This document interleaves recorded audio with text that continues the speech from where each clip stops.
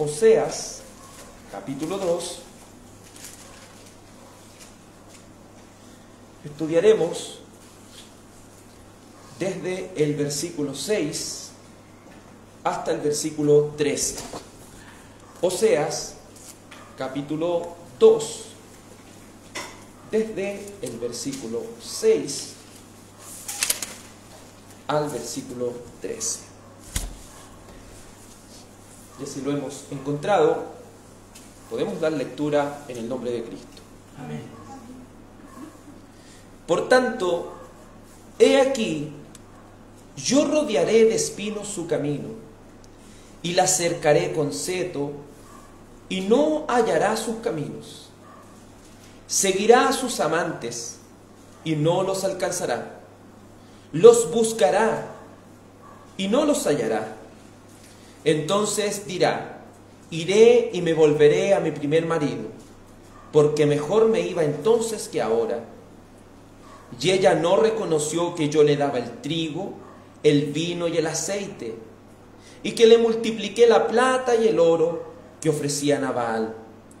Por tanto, yo volveré y tomaré mi trigo a su tiempo, y mi vino a su sazón, y quitaré mi lana y mi lino que había dado para cubrir su desnudez. Y ahora descubriré yo su lomo delante de los ojos de sus amantes, y nadie la librará de mi mano. Haré cesar todo gozo, sus fiestas, sus lunas nuevas, sus días de reposo y todas sus festividades. Y haré talar sus vides y sus higueras, de las cuales dijo: mis salarios son salario que me han dado mis amantes. Y las reduciré a un matorral, y la comerán las bestias del campo. Y la castigaré por los días en que incensaba los Baales, y se adornaba con sus zarcillos y de sus joyeles, y se iba tras sus amantes, y se olvidaba de mí, dice Jehová. Amén y amén. Oremos. Dios Padre, ya hemos leído esta porción de las Escrituras del libro de Oseas. Si oramos, Señor, es porque tenemos la dependencia total de lo que tú tengas que decirnos, Señor. Necesitamos, Dios amado, que tu palabra corra y sea glorificada. Necesitamos que su palabra, Señor, sea prosperada para aquello que tú la has enviado. Necesitamos, Señor, que esta palabra sea llegando a cada una de nuestras vidas. Que tu palabra sea llegando, Señor, a cada uno de nuestros corazones. Háblanos, Señor, a tiempo y fuera de tiempo, Señor. Exhórtanos, redargúyenos de pecado. Consuélanos también por medio de tu palabra. Repréndenos, Señor, con toda paciencia y doctrina. Anhelamos que esta palabra pueda producir vida en nosotros. Anhelamos que esta palabra pueda enseñarnos más acerca de ti, oh mi Dios, y de nuestra responsabilidad. En el nombre de tu amado Hijo Jesús. Amén. Favor de tomar asiento. El título de esta porción del libro de Oseas es El juicio de Dios sobre un pueblo infiel. Como cada día lo hacemos, cada día del Señor, una síntesis de lo que ya hemos estado estudiando. ¿Qué significaba el nombre Oseas? Salvación, ¿cierto? El nombre Oseas significa salvación. Tiene una raíz comparada con Josué y con Jesús. Es importante entender el nombre de este profeta como lo es en cada uno de los profetas menores, porque tiene mucho que decir acerca de lo que ellos escriben. Este pueblo de Israel se había transformado en un pueblo infiel desde que Jeroboam I comenzó a reinar. Y así cada uno de los reyes que fueron procediendo se fueron hundiendo más y más en la idolatría. Pero llegó un tiempo en el cual Jeroboam II comenzó a reinar, que es en los tiempos que le toca predicar a Oseas y al profeta Amós, entre muchos. Y era un tiempo de prosperidad. Era un tiempo en los que ellos pensaban que esta prosperidad era porque estaban sirviendo bien a sus ídolos. Es por eso que el Señor comisiona a este profeta Oseas y le dice: tómate a una mujer fornicaria y a hijos de fornicación. Luego este hombre toma a esta mujer llamada Gomer, la cual en el futuro lo engañaría, la cual en el futuro se iría tras la prostitución y lo abandonaría junto a sus hijos. Pero este hombre, siendo obediente a Dios, se casó con esta mujer, Gomer, hija de Diblaim. Y fueron concebidos 3 hijos.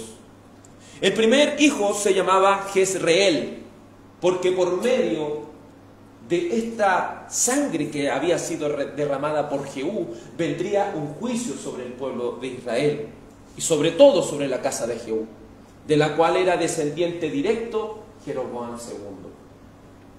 Entonces el Señor, ¿qué es lo que decía? Para vengar esta sangre de Jehú, iba a mandar ese juicio, para que esta casa de Israel cese y no se vuelva a levantar.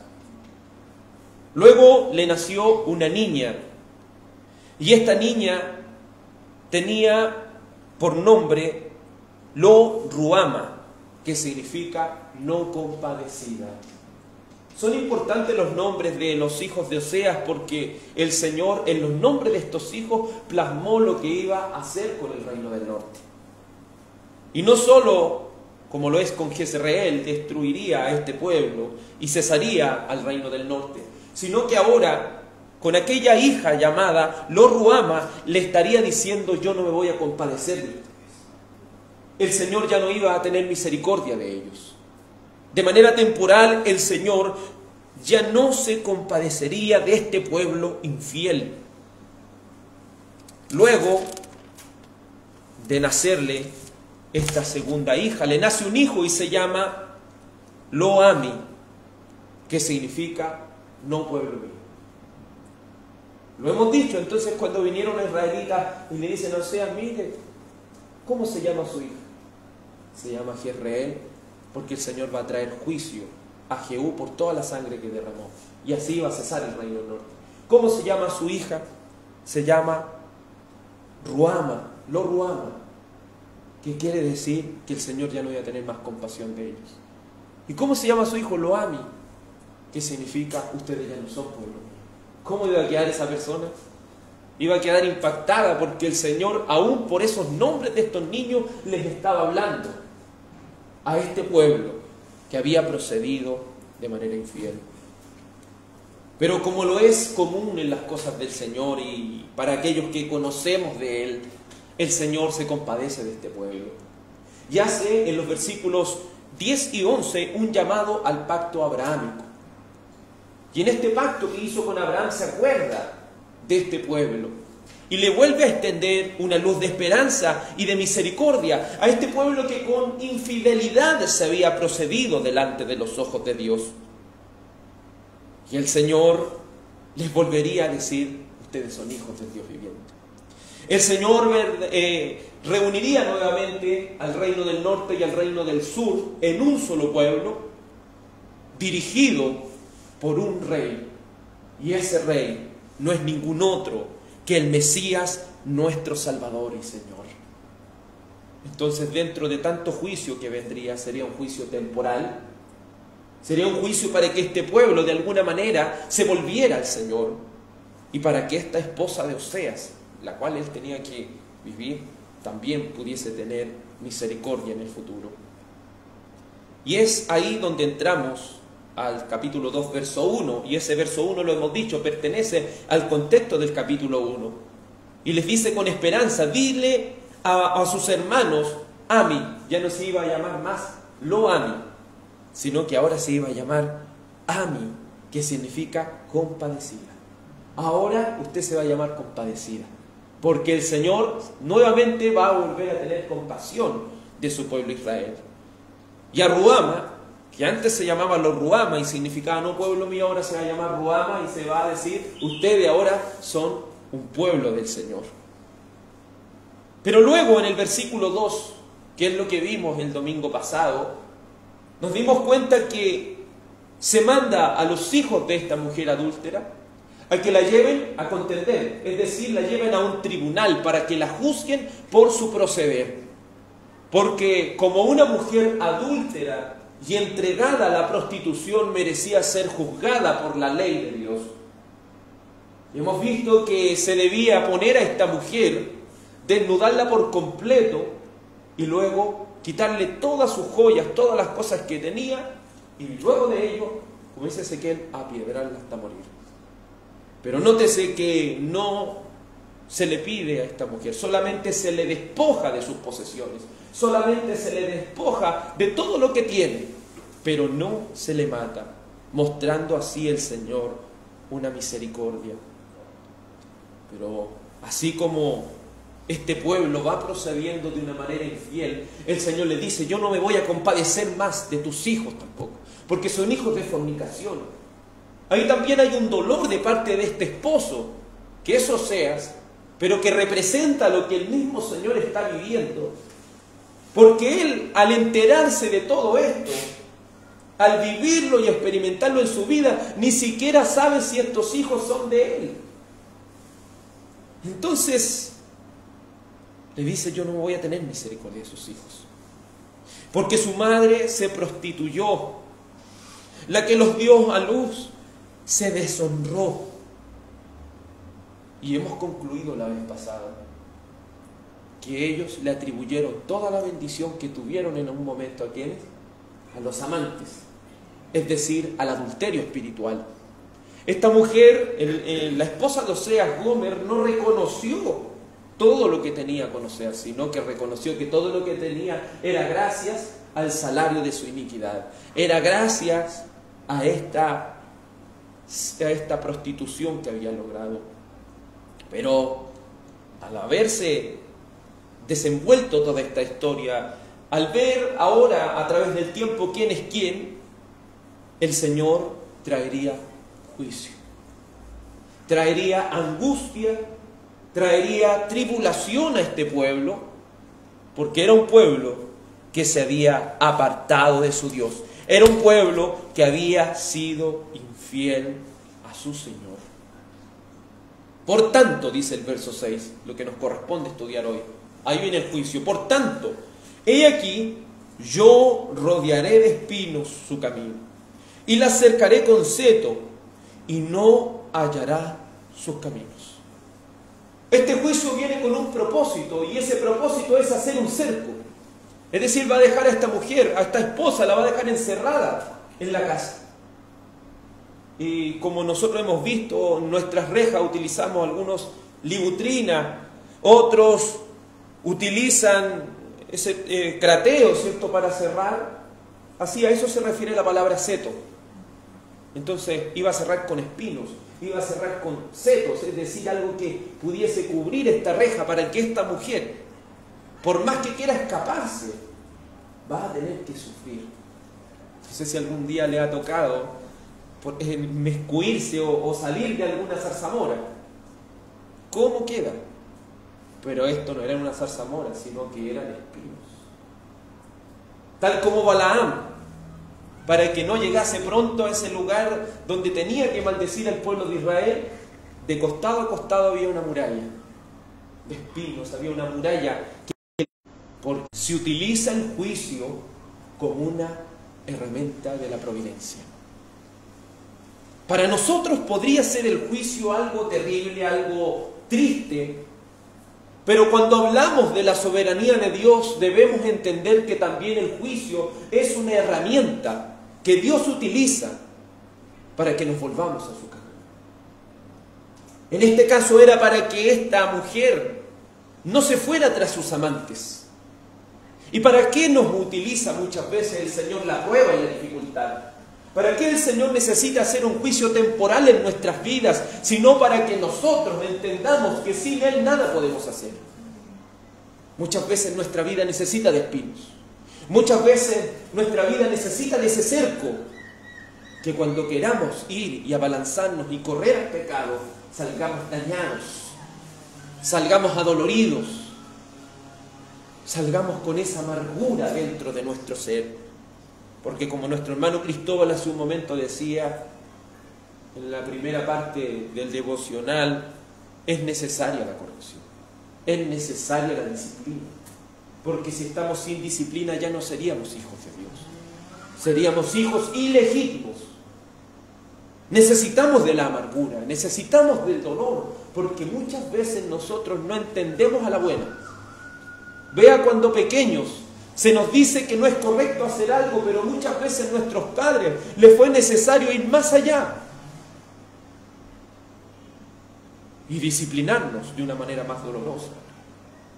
Así el Señor le dice: por tanto, es decir, por lo que has hecho, yo te voy a rodear de espinos tu camino, te voy a cercar con seto y no hallarás su camino. Es decir, no hallarás no hallarás fácil el salirte del camino del Señor.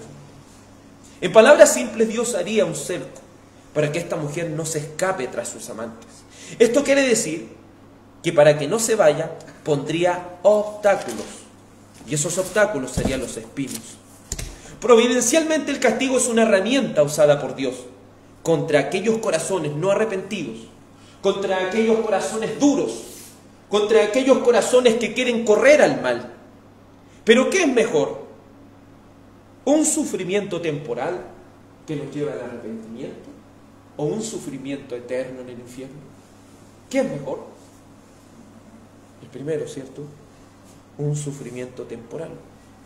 Eso lo podemos ver en la misma historia de Israel, en Segunda de Reyes 17, porque lo que le está diciendo aquí Oseas era algo que se iba a cumplir en Segunda de Reyes 17.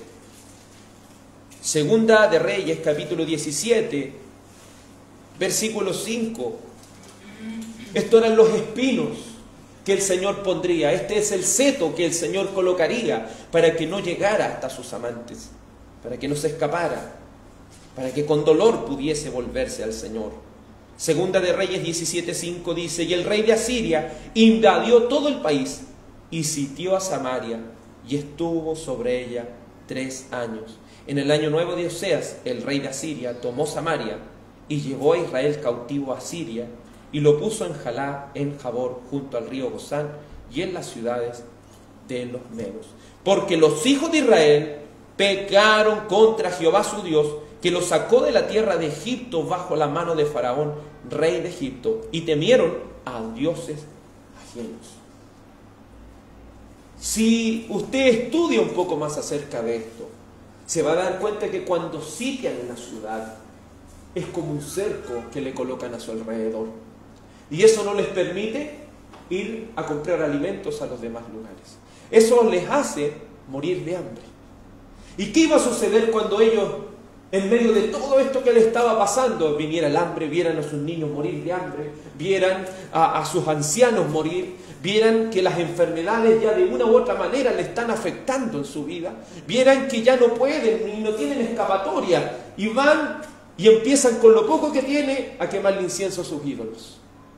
Pero esos ídolos no van a poder escucharlos, porque están ciegos, porque están mudos y sus oídos están tapados, y querrán volcarse a sus ídolos, pero no van a poder. Ese sitio duró 3 años y causó mucho dolor a este pueblo.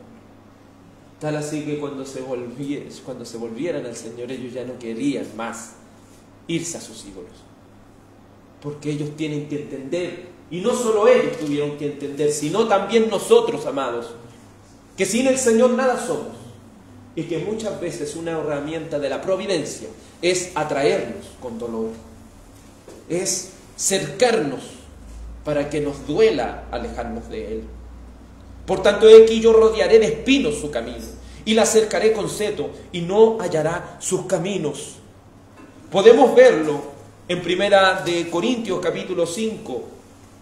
Primera de Corintios capítulo 5. Es necesario el sufrimiento temporal para aquellos que quieren correr a su pecado, para aquellos que el Señor, habiéndolos salvado, quieren volver a su antiguo estado. Primera de Corintios capítulo 5, versículo 1, una historia muy conocida por nosotros. Dice así, Primera de Corintios 5, 1: de cierto se oye que hay entre vosotros fornicación, y tal fornicación cual ni aun se nombra entre los gentiles, tanto que alguno tiene la mujer de su padre. Y vosotros estáis envanecidos. ¿No debierais más bien haberos lamentado para que fuese quitado de en medio de vosotros el que cometió tal acción? Ciertamente yo, como ausente en cuerpo, pero presente en espíritu, ya como presente he juzgado al que tal cosa ha hecho. En el nombre de nuestro Señor Jesucristo, reunidos vosotros en mi espíritu con el poder de nuestro Señor Jesucristo, el tal se ha entregado a Satanás para destrucción de la carne, a fin de que el espíritu sea salvo en el día del Señor Jesús. Este no era el mundo, esta era la iglesia. Y dentro de la iglesia de Corintio había un hijo que se acostaba con la mujer de su padre. Y en la iglesia nadie le decía nada. En la iglesia todos murmuraban por detrás, pero nadie se atrevía a hacer un juicio ahí. Pero el apóstol envía una carta y le dice que se reúnan, y su espíritu iba a estar ahí. Esta palabra que él ya había enviado por carta. Y le dice, en el nombre del Señor Jesús, el tal se ha entregado a Satanás. ¿Para destrucción de qué? De la carne. Pero ¿era un juicio final o un juicio temporal? Era temporal, porque dice, para que al fin el espíritu sea salvo. A veces, hermanos, será necesario entregar a las personas a Satanás. A veces es necesario que Satanás atormente a estas personas. ¿Y cuál es la herramienta que la iglesia tiene para esto? Si no es comulgar a aquellos que por el mal proceder quieren volver a sus pecados. Porque aquellos que son excomulgados de la congregación ya no están recibiendo los beneficios que el pueblo de Dios tiene. Por lo tanto, quedan a merced de Satanás. Y al quedar a merced de Satanás, ¿qué les va a hacer? Los va a hacer sufrir. Para que no se vayan tras sus pecados es necesario que aquellos infieles sufran los espinos de la prueba, sufran los espinos del sufrimiento corporal, sea por un cáncer, sea por alguna enfermedad, sea por algún sufrimiento terrible que los haga volver al Señor. Es terrible decir esto. Esto no es una doctrina que se tome muchas veces, porque creemos que es una misericordia el no decir nada. Creemos que es una misericordia muchas veces no tomar este tipo de acciones. Pero es algo que el Señor toma y nosotros debemos tomar muchas veces. Pero vemos que en 2 de Corintios, capítulo 2, versículo 5. 2 de Corintios, capítulo 2, versículo 5. Dice así el apóstol Pablo: pero si alguno me ha causado tristeza, no me la ha causado a mí solo, sino en cierto modo, por no exagerar, a todos vosotros. Le basta a tal persona esta reprensión hecha por muchos. Así que al contrario, vosotros más bien debierais perdonarle y consolarle, para que no sea consumido de demasiada tristeza. Por lo cual os ruego que confirméis el amor para con él. Porque también para este fin os escribí, para tener la prueba, si vosotros sois obedientes en todo. Y al que vosotros perdonáis, yo también, porque también yo lo he perdonado, y si algo he perdonado, por vosotros lo he hecho en presencia de Cristo, para que Satanás no gane ventaja alguna sobre vosotros, pues no ignoramos su maquinación. Ahora en la segunda carta los corintios no quieren recibir al ofensor. Que así somos, ¿no? A veces no queremos hacer el juicio y después cuando el juicio está no lo queremos recibir. Pero ¿qué debemos hacer? Si la persona con arrepentimiento, si el Señor afligió a este corazón y con arrepentimiento vuelve y se arrepiente de toda la maldad que ha hecho, ¿debemos acaso juzgarlo y seguir condenándolo? ¿No acaso debiéramos perdonarlo? Es así, porque ese es el beneficio, esa es la providencia de Dios. Traer juicio temporal para que los corazones puedan enternecerse, para que la roca de ese corazón sea quebrantada y sea vuelto un corazón sensible a la presencia de Dios. Este cerco que se puso sobre este pueblo de Israel fue un cerco muy duro, pero trajo frutos mucho más allá en el tiempo. En el libro de los Hechos, capítulo 8, versículo 4. Hechos 8:4. Este dolor, esta angustia, esta dificultad que vino sobre el reino del norte, trajo frutos más adelante por la obra y gracia del Señor.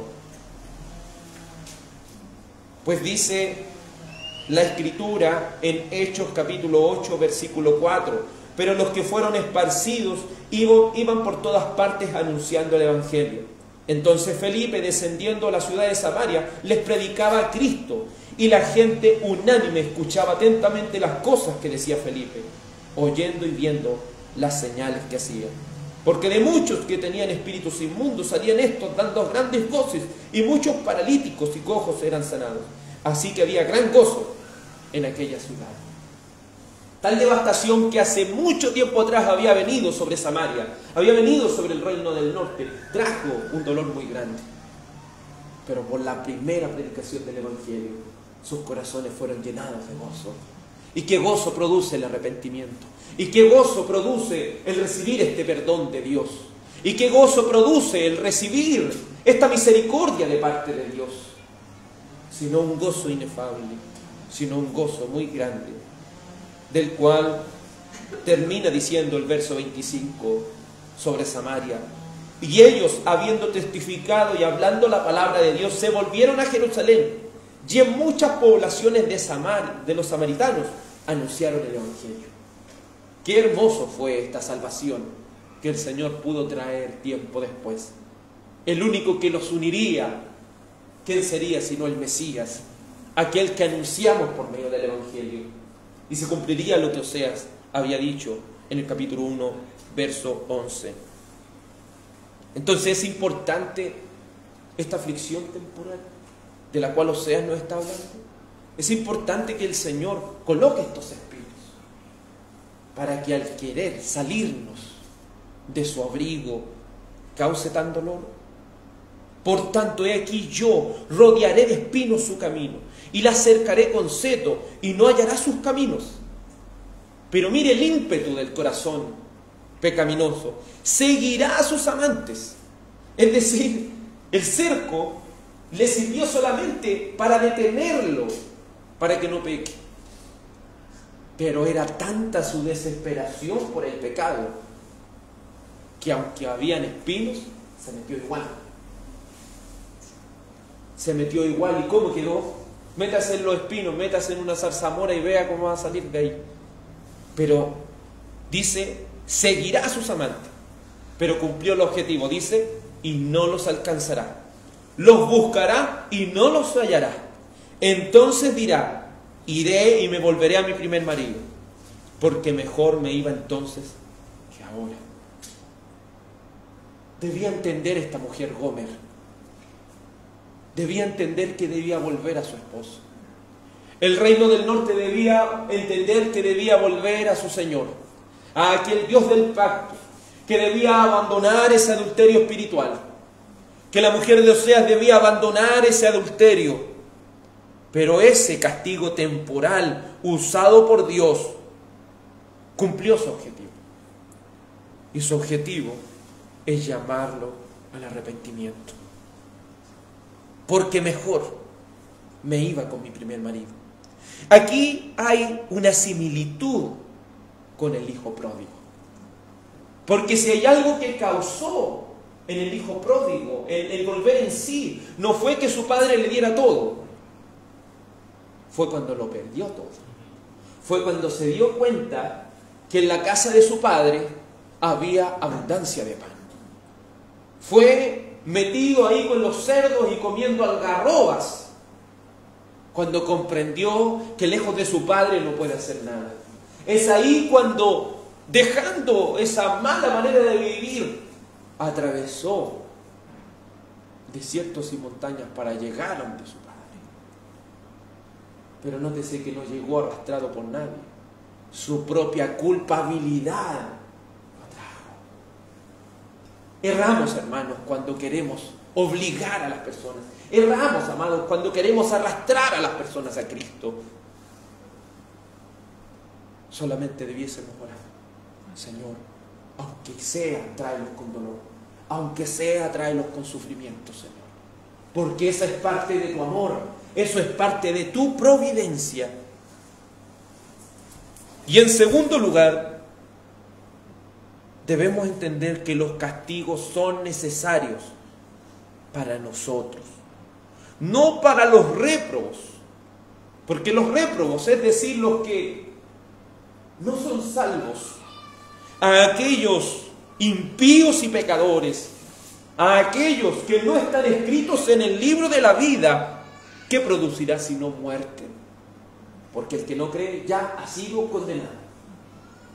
Esto es para los corazones que el Señor salva, solamente por gracia. Pero eso no lo conoce usted, ni lo conozco yo. Por eso no sabemos lo que va a pasar en el futuro de las personas. Por lo tanto, nosotros debemos orar por lo primero. Nuestra responsabilidad es, Señor, tráelos con dolor. Señor, tráelos de alguna manera con tu manera providencial.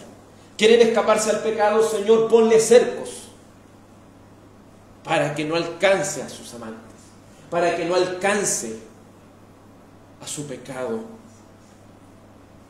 Entonces es importante entender que los castigos son necesarios. Mire, veamos lo que dice Deuteronomio 8.1. Deuteronomio 8.1.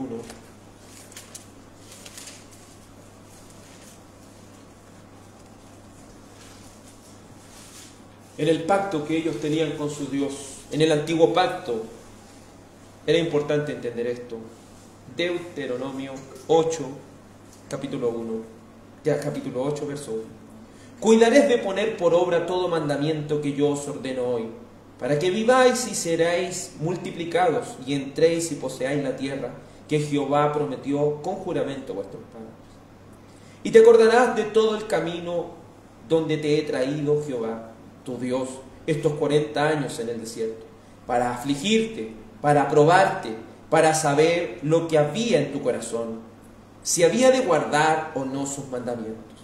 Y te afligió y te hizo tener hambre, y te sustentó con maná, comida que no conocías tú ni tus padres le habían conocido, para hacerte saber, no solo de pan vivirá el hombre, mas de todo lo que sale de la boca de Jehová vivirá el hombre. ¿Se fija que el Señor tuvo que afligirlos los 40 años? Y Él los podía haber llevado inmediatamente a la tierra prometida, pero los tuvo que afligir, porque los ídolos de ellos todavía iban en su corazón. No crea que hay veces que va a ser todo esto rápido. En algunos es rápido, en otros se demora años. Solo el Señor lo sabe. Pero Señor, si es necesario tener los 40 años en el desierto, Señor, si es necesario tenerlos por mucho tiempo en el dolor hasta que entiendan en su soberbia y orgullo que sin ti nada pueden hacer, hazlo, Señor. Aunque siga a sus amantes, no los va a alcanzar, los va a buscar y no los va a hallar. Entonces va a decir, en esa búsqueda se fija que no solo cuando no los alcanzó se dejó estar, sino que después se esforzó para ir a buscarlo por todos lados y no lo halló. Así es el corazón orgulloso y soberbio. Con una vez no basta. Basta a veces con 2, con 3, con 4. O de muchas maneras para que el Señor de una u otra manera les haga entender que sin Él nada pueden hacer. Verso 8. Y ella no reconoció que yo le daba el trigo, el vino y el aceite, y que le multipliqué la plata y el oro que ofrecía a Nabal. Qué triste esto, porque cuando estas personas se van tras la apostasía, cuando estas personas se van quebrantando el pacto que hicieron con su Dios, ¿saben lo primero que no hacen? Es reconocer la providencia de Dios. Olvidan que Dios de manera providencial les ha dado de todas las cosas. Pero ¿qué hacen las personas con lo que el Señor les ha dado providencialmente? Sino servir a los propios ídolos de su corazón. El Señor nos ha dado tanto, hermano. El Señor nos ha dado tantas cosas. Nos ha dado bienes. Pero ¿qué hacemos con nuestros bienes muchas veces sino alimentar nuestro ego? Sino alimentar el ídolo y el deseo de nuestro corazón. Sino el vivir en nuestros deleites y ser mezquinos con el Señor. Es importante entender y reconocer que el que nos da todo, ¿quién es? El Señor. Pero ella no conoció, ella no reconoció que el Señor le daba el trigo, le daba el vino, le daba el aceite y que multiplicaba la plata y el oro. Pero ella, ¿a quién se lo ofrecía? ¿A quién se lo ofrecía? A Baal. ¿Y qué significa en aquella lengua extraña? Baal significa Señor. Era otro su Señor. Y no le ofrecían estas cosas al verdadero Dios de Israel. Veamos lo que las Escrituras dicen en Ezequiel 16:16. Ezequiel 16:16.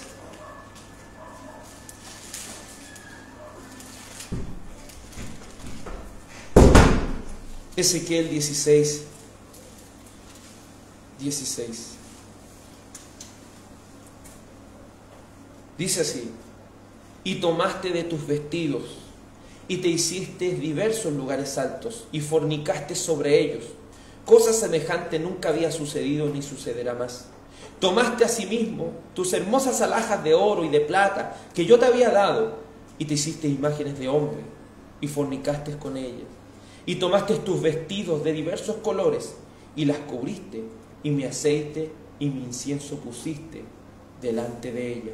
Mi pan también, que yo te había dado, la flor de harina, el aceite y la miel, con que yo te mantuve, pusiste delante de ellas para olor agradable.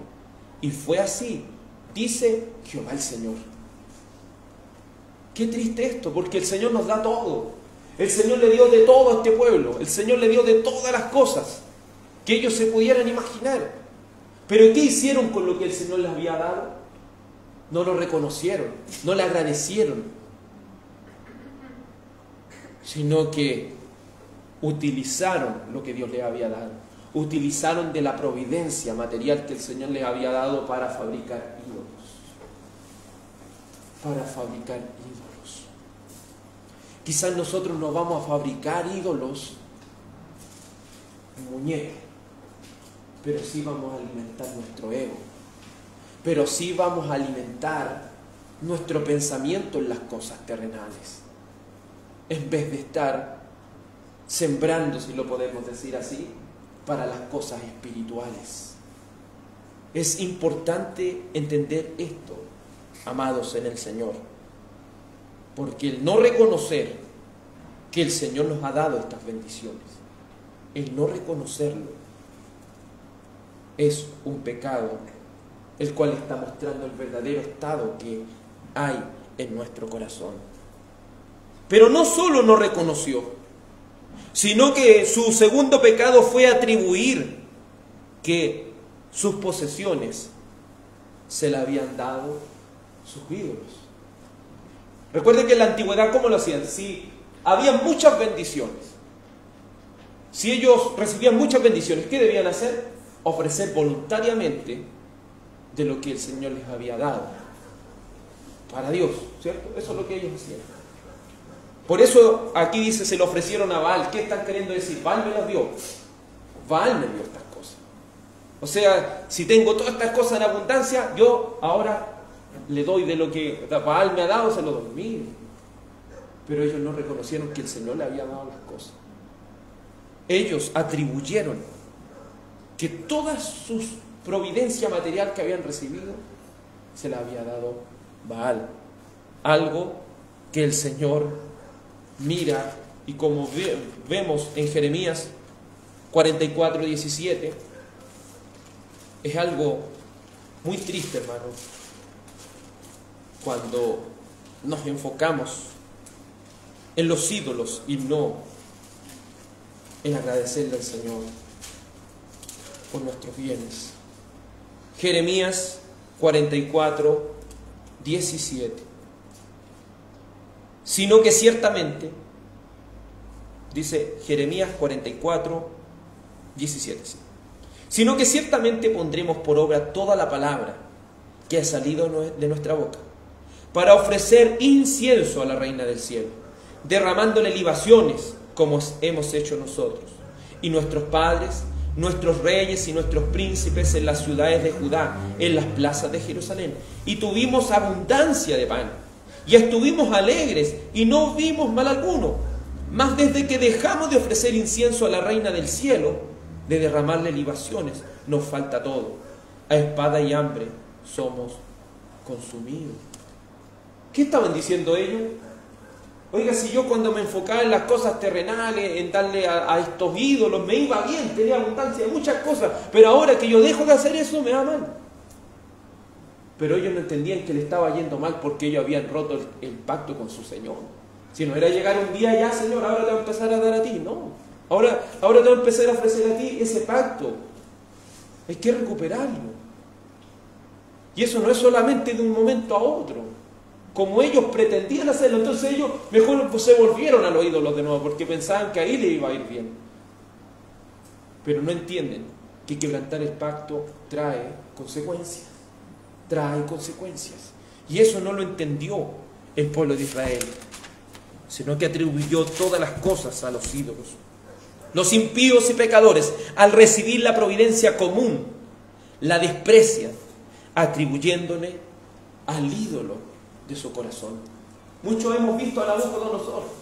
Cuando Nabucodonosor en el libro de Daniel, capítulo 4, verso 30, ve todo lo que está construido y dice: todo esto es gracias a mí. Todo esto es gracias a mí. Y en el momento que dijo eso, le vino el juicio y se transformó en un animal. Y todo lo que él pensó que era suyo, ahora tuvo que irse como un animal, volviéndose loco, tuvo que irse como un animal, hasta reconocer que gracias al Señor tenía todas las cosas. Y todo lo que tenemos, ¿para quién es? Para el Señor, porque de Él es todo lo que tenemos, hermano. Todo lo que tenemos es para el Señor. ¡Qué gran ignorancia y perversión que por falta a la providencia del Dios vivo no reconozcamos lo grande que Él ha sido para con nosotros, lo bueno que ha sido para con nuestras vidas! Verso 9 de Oseas capítulo 2. Por tanto, yo volveré y tomaré mi trigo a su tiempo, y mi vino a su sazón, y quitaré mi lana y mi lino que había dado para cubrir su desnudez. Cuando este pueblo empezó a ser mezquino con el Señor y empezó a atribuirle solamente a los ídolos las cosas, ¿sabe lo que hizo el Señor? Si tú ya te estás comportando así, le quita las bendiciones, le quita la providencia común, le quita todas las cosas materiales que el Señor le había dado. Se las quita porque ¿a quién le pertenecen estas cosas? Le pertenecen al Señor. Y no crea que el Señor estaba haciendo algo malo ahí, sino que el Señor estaba recordándoles el pacto. Mire, vamos a Deuteronomio 28:15. Deuteronomio 28:15. El Señor les estaba recordando el pacto que había hecho con ellos. Dice Deuteronomio 28:15: pero acontecerá, si no oyeres la voz de Jehová tu Dios, para procurar cumplir con todos sus mandamientos y sus estatutos que yo te intimo hoy, que vendrán sobre ti estas maldiciones y te alcanzarán. Maldito serás tú en la ciudad y maldito en el campo. Maldita tu canasta y tu arteza de amasar. Maldito el fruto de tu vientre, el fruto de la tierra, la cría de tus vacas y los rebaños de tus ovejas. Maldito serás en tu entrar y maldito en tu salir. Y Jehová enviará contra ti la maldición, quebranto y asombro en todo cuanto pusieres mano y hicieses, hasta que seas destruido y perezcas pronto a causa de la maldad de tus obras, por las cuales me habías dejado. Jehová traerá sobre ti mortandad hasta que te consuma de la tierra a la cual entras para tomar posesión de ella, y así sucesivamente. Si nosotros nos enfocamos en las cosas de esta tierra, eso es que estamos alimentando ¿qué? A un ídolo, ¿cierto? Y no nos estamos enfocando en las cosas de Dios. ¿Cómo nos va a ir, hermano? ¿Cómo nos va a ir si nos enfocamos en las cosas de la tierra? No es que no tengo tiempo para el Señor, no tengo tiempo para esto, no tengo tiempo para esto otro. ¿qué va a empezar a pasar con las cosas que tenemos? ¿Acaso el Señor no puede quitarlo? Y démonos cuenta, a veces podemos enfocarnos harto en las cosas materiales, pero después los vamos a ver a fin de mes y no tenemos nada, no. Todo se fue, todo se va rápido.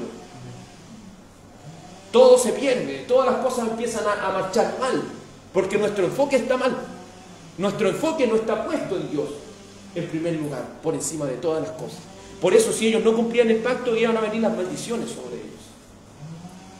Así nosotros, si no tomamos en serio las cosas de Dios y no entendemos que Él debe ser lo más importante para nosotros, y si queremos enfocarnos en las cosas terrenales antes que las cosas espirituales, si no queremos reconocer con nuestros bienes todo lo que el Señor nos ha dado, ¿qué va a terminar pasando con nosotros?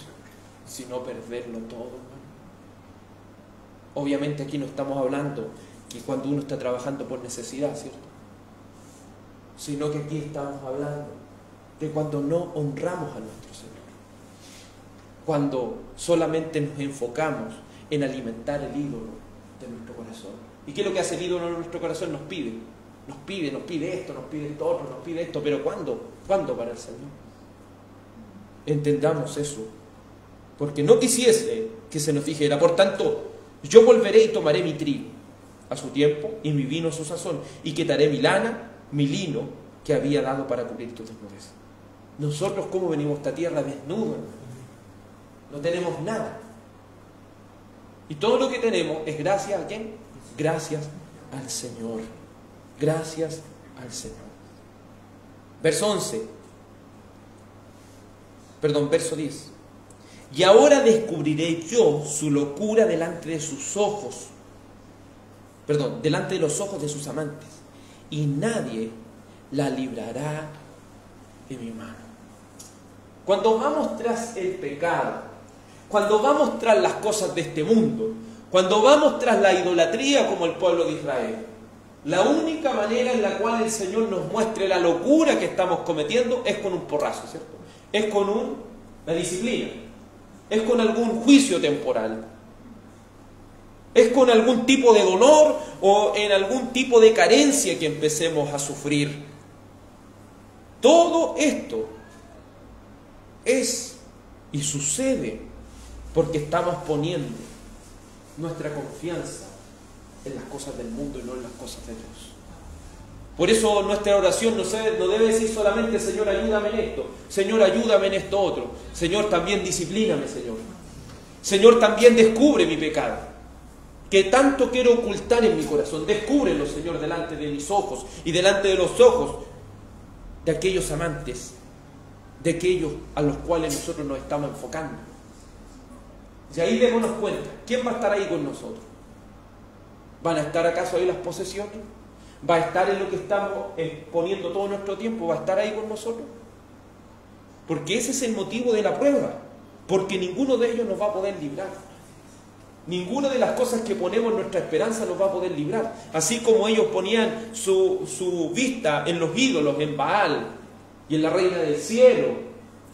Y cuando viniera todas las cosas malas, ellos esa estatua no nos iban a poder ayudar, así también nosotros. Si nos enfocamos en las cosas del mundo, como la familia, si nos enfocamos en las cosas del mundo, como las cosas, cualquier cosa terrenal que esté llenando nuestro corazón, el día que venga ese juicio temporal, nadie nos va a poder ayudar.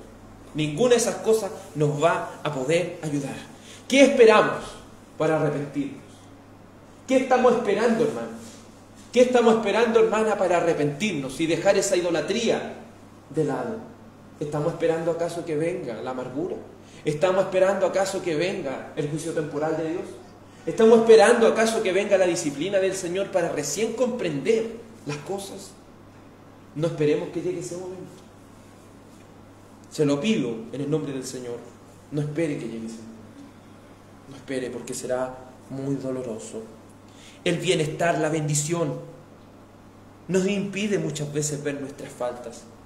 Pero cuando lo perdemos todo, nuestro pecado es descubierto y experimentamos la inseguridad, pues los ídolos no nos ayudarán en la aflicción. Los ídolos no nos ayudarán en la aflicción. No esperemos perderlo todo, hermano. No esperemos perderlo todo para entender recién que debemos poner nuestra mirada en Cristo. Segunda de Corintios 28, 23. Segunda de Crónicas. Segunda de Crónicas 28, 23. Segunda de Crónicas 28, 23. Dice así la palabra del Señor. Segunda de Crónicas 28, 23. Porque ofreció sacrificios a los dioses de Damasco que les habían derrotado, y dijo: pues que los dioses de los reyes de Siria les ayudan, yo también ofreceré sacrificios a ellos para que me ayuden. Bien que fueron estos su ruina y la de todo Israel. Entonces nos damos cuenta que ellos dijeron y miraron de al lado y dijeron: mira, los de Damasco lo están ayudando a su ídolo, entonces yo también voy a hacer. Y cuando ellos hicieron eso, ¿qué vino a ellos sino la ruina? A veces no pensemos: mira, es que a esta persona ni siquiera sigue las cosas de Dios, mira cómo le está yendo. No haga eso. Porque así como uno está mirando para el lado, puede venir el juicio de Dios sobre nuestra vida. Puede venir ese juicio, esa disciplina temporal de Dios sobre nuestra vida. Puede venir nuestra ruina por pensar que fuera de Cristo podemos estar mejor. Que fuera de Cristo podemos estar más tranquilos. Que fuera de Cristo podemos estar más en paz. No esperemos perderlo todo. No esperemos perder nuestro gozo, nuestra alegría, para recién con lágrimas decir: Señor, ayúdame. Como también nuestro hermano Cristóbal decía en el devocional: si alguien es réprobo, con lágrimas va a procurar alcanzar estas cosas, pero no las va a poder hallar. Porque los ojos de un réprobo, cuando pierde todo, va a ser sus ojos puestos en lo que perdió y no en lo más importante que es el Señor. Ahí usted se va a dar cuenta entre un réprobo, entre una persona que aún no tiene al Señor en su vida. Porque cuando viene este dolor y viene todo esto, lo pierde todo. Su dolor es por lo que perdió. Así como Esaú lloraba no porque le haya fallado al Señor, él lloraba por lo que perdió. Por todo el bienestar y todas las riquezas que perdió por haber vendido la primogenitura. Pero no es porque él pensaba que le falló al Señor, no. Los verdaderos hijos de Dios en el dolor van a tener que volver a su Señor. Pero los demás mueren junto con su riqueza, mueren junto con las cosas en las cuales ellos se han enfocado. Verso 11. Haré cesar, de Oseas capítulo 2, haré cesar todo su gozo, sus fiestas, sus nuevas lunas, sus días de reposo y todas sus festividades. Nótese que está hablando de las cosas que el Señor mismo le había instaurado que ellos hicieran. Las fiestas solemnes, las lunas nuevas, los días de reposo, las festividades. Era algo que el Señor le había dado al pueblo de Israel en el antiguo pacto. Pero ellos, si estaban enfocados en los ídolos y seguían haciendo esa fiesta, ¿qué quiere decir? Que estaban en un estado de apostasía, que estaban en un estado de sincretismo. ¿Y qué es el sincretismo? Sino unir la verdad con la mentira y hacer de ella nuestra fe. Sincretismo es traer un ídolo a este lugar y decir: este ídolo es el Señor. Hacer sincretismo es: mire, no, sí, yo sé que el Señor me ayuda, pero yo creo el Señor a mi manera. ¿Qué es eso sino un sincretismo? Es decir, no, si yo creo a Jesús en mi manera. Eso es estar diciendo: yo creo en lo que yo quiero creer de Jesús, pero no en lo que no quiero hacerlo. Es decir, en el amor nomás, en el amor de Jesús y no en la justicia. En la justicia nomás y no en el amor. Esto me gusta del Señor, esto no. Por eso a ellos las festividades les gustaban. Pero ¿qué habían hecho? Mezclar las festividades con la idolatría. Lo peor que podemos hacer. Pensar que le estamos sirviendo al Señor cuando en verdad no lo estamos haciendo. Usar el nombre del Señor para las cosas cuando el Señor está lejos de nosotros. Eso es lo peor que podemos hacer. Porque el día que se haga eso, el Señor hará cesar el gozo. la alegría será quitada de todos los apóstatas. La alegría será quitada de todos aquellos que pretenden hacer un sincretismo, una unidad entre lo idolátrico y lo santo, profanando lo que Dios ha establecido como adoración y culto. No confiemos en los ídolos. Ellos no nos ayudarán en el día del juicio, porque cuando el Señor haga cesar esa alegría, tristeza llenará a los corazones. Veamos lo que Amós capítulo 5, 17 dice. Recuerde que Oseas y Amós predicaron al mismo pueblo y estaban casi en la misma época. Amós 5, 17. Mire lo que dice la Escritura en Amós 5, 17. Y en todas las viñas habrá llanto, porque pasaré en medio de ti, dice Jehová. Ay de los que desean el día de Jehová. ¿Para qué queréis este día de Jehová? Será de tinieblas y no de luz, como el que huye delante del león y se encuentra con el oso, o como si entrare en la casa y apoyase su mano en la pared y le muerde una culebra. No será el día de Jehová tinieblas, sino luz, oscuridad, que no tiene resplandor. Aborrecí, abominé vuestras solemnidades, y no me complaceré en vuestras asambleas. Y si me ofreciereis vuestros holocaustos y vuestras ofrendas, no las recibiré, ni miraré a las ofrendas de paz de vuestros animales engordados. Quita de mí la multitud de tus cantares, pues no escucharé la salmodiaría de tus instrumentos. Pero corra el juicio como las aguas, y la justicia como el impetuoso. Me ofrecisteis sacrificios y ofrendas en el desierto en 40 años, oh casa de Israel. Antes bien, llevasteis el tabernáculo de vuestro Moloc, y Keium, ídolos vuestros, las estrellas de vuestros dioses que hicisteis. Os haré pues transportar más allá de Damasco, ha dicho Jehová, cuyo nombre es Dios de los ejércitos. Sus cánticos, sus reuniones, su adoración había sido corrompida por la idolatría. Por eso lo peor que podemos hacer es decir, yo estoy sirviendo al Señor, cuando en verdad en nuestro corazón estamos sirviendo a los ídolos. Lo peor es transformar a Cristo en un ídolo, porque eso no sirve de nada. Eso no sirve de nada, porque ese es un falso Cristo. Ese no es el verdadero Mesías al cual usted y yo servimos. No pretendamos creer en un Jesús ideado por nuestra mente. Pretendamos leer las Escrituras para conocer más de Él, para conocer más de nuestro Dios, para conocer más del Espíritu Santo, para conocer más acerca del Padre. Escudriñemos las Escrituras si no queremos caer en el sincretismo, porque Dios aborrece la apostasía.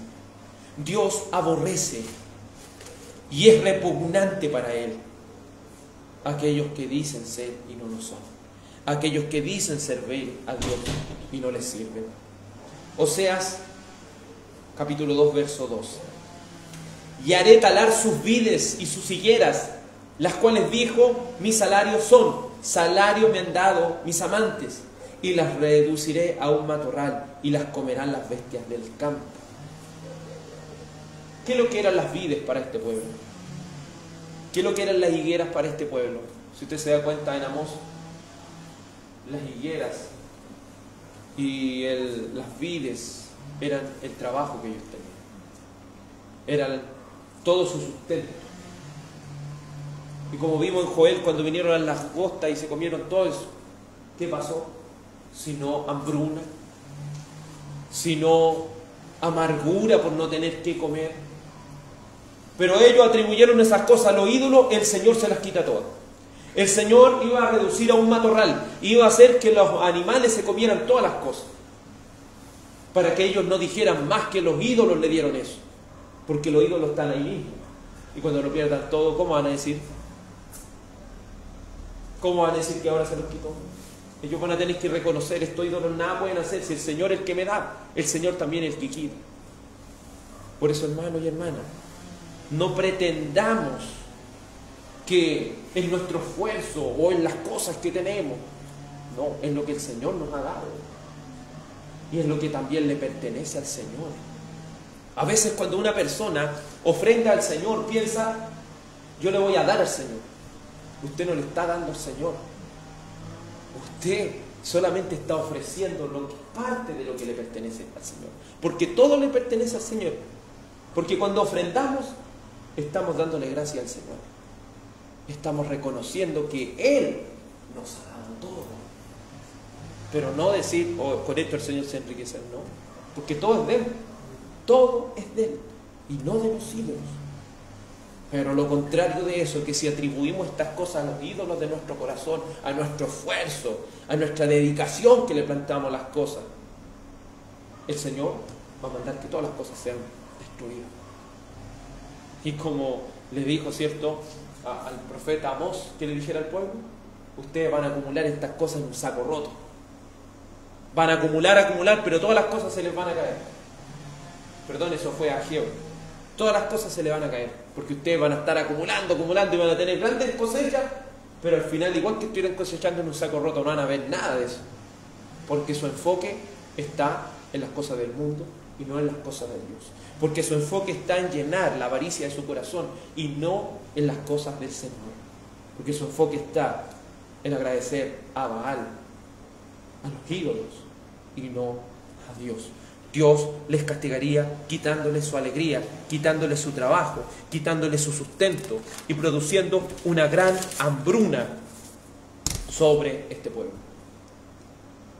Y por último, este castigo termina así y dice: y la castigaré por todos los días que incensaba los Baales y se adornaba de sus zarcillos y de sus joyeles y se iban tras sus amantes y se olvidara de mí, dice Jehová. Tal como una prostituta, tal como un adúltero, como una adúltera, ¿qué es lo que hacía? Se arreglaba para sus amantes, se preparaba para sus amantes y no por las cosas del Señor. Para las cosas del Señor no. Cuando hablamos del día del Señor, este no es cualquier día. Tenemos una semana, ¿cierto? Y uno a veces piensa que este día es cualquier día, ¿no? Por eso recordemos cuando estudiamos los 10 mandamientos, quizás no le prestamos mucha atención, pero en algún momento vamos a llegar ahí para recordar. Este día es el día del Señor.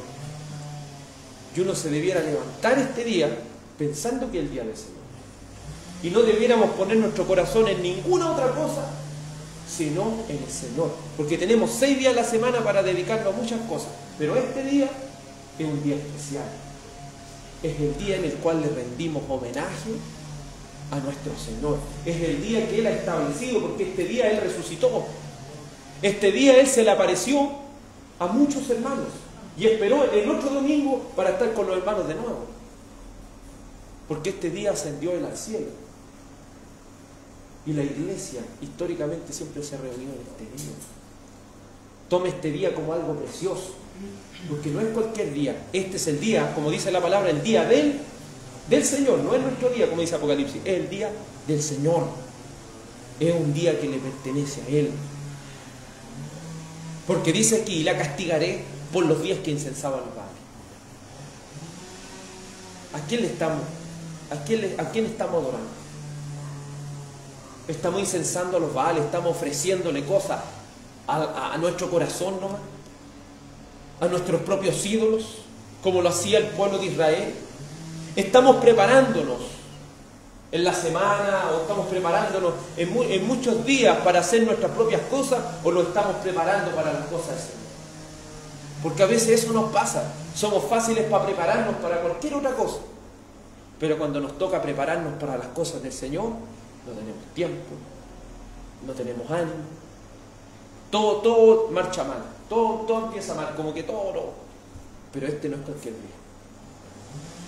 ¿Qué es lo que hizo el pueblo de Israel? Se preparaba con sus joyas, con sus arcillos, con las cosas que más tenía, pero para irse con sus amantes. Así como el que engaña a su esposa o la esposa que engaña al esposo, ¿sabe lo que hace? Siempre andan de la misma manera, pero de un día para otro empiezan a arreglarse, empiezan así, empiezan a salir. Se empieza a pensar, ¿y por qué está haciendo? Si yo estoy todos los días con esta persona, ¿y cuál es que se arregla para mí? Algo malo está pasando, ¿cierto? Siempre piensa, siempre a veces viene en esto, pero esta mujer se iba tras su amante. Este pueblo de Israel se iba tras los Baales, se arreglaba y se preparaba para servir a ese falso Dios, pero serían castigados por su idolatría. Mire lo que dice Jeremías 44:2. Jeremías 44:2. Serían castigados por su idolatría. No esperemos ser castigados para entender que sin el Señor no somos nada. Jeremías 44, versículo 2. Jeremías 44, verso 2. Así ha dicho Jehová de los ejércitos, Dios de Israel: vosotros habéis visto todo el mal que traje sobre Jerusalén y sobre todas las ciudades de Judá, y he aquí que ellas están el día de hoy asoladas, no hay quien more en ellas, a causa de la maldad que ellos cometieron, para enojarme, yendo a ofrecer incienso, honrando a dioses ajenos que ellos no habían conocido, ni vosotros, ni vuestros padres. Y envié a vosotros todos mis siervos los profetas, desde temprano y sin cesar, para deciros: no hagáis esta cosa abominable que yo aborrezco. Pero no oyeron, ni inclinaron su oído para convertirse de su maldad, para dejar de ofrecer incienso a dioses ajenos. Se derramó por tanto mi ira y mi furor, y se encendió en las ciudades de Judá, en las calles de Jerusalén, y fueron puestas en soledad y en destrucción, como están hasta hoy. El Señor, cada día del Señor, nos está amonestando, nos está diciendo cómo hemos de hacer las cosas. Pero si nos mostramos como personas que no entra por aquí y después nos sale por acá, en algún momento va a venir el juicio, porque a veces es lo único que necesitamos, un zamarreo. Lo único que necesitamos es que el Señor traiga algo para que entendamos que nuestro servicio debe estar en el Señor. Te podrá decir: es que yo no tengo ninguna estatua, yo no sirvo a los ídolos. Pero ¿qué dijo el Señor en el primer mandamiento? No tendrán dioses ajenos delante de mí. Lo cual significa: no debe haber nada más importante que Dios en nuestro corazón. ¿Qué está siendo más importante? Eso podría ser su ídolo. ¿Qué está haciendo? Pensemos, y nos vamos a enfocar en algo tan básico como el día del Señor. ¿Qué está llenando nuestro corazón el día del Señor? Desde que nos levantamos, ¿qué está llenando nuestro corazón? ¿Nos estamos preparando para otras cosas y para las cosas del Señor? No esperemos ser castigados para entender estas cosas. Reconozcamos la providencia de Dios. Reconozcámosla en todos nuestros caminos. No nos apartemos de Él tras los ídolos de nuestro corazón. Si no hacemos caso, por medio del sufrimiento y el castigo, tendremos que aprender. No esperemos llegar hasta las últimas instancias para recién comprender lo que el Señor nos ha dicho ya hace mucho tiempo. Oremos. Dios Padre y bendito Señor, esta mujer Gomer, este pueblo de Israel,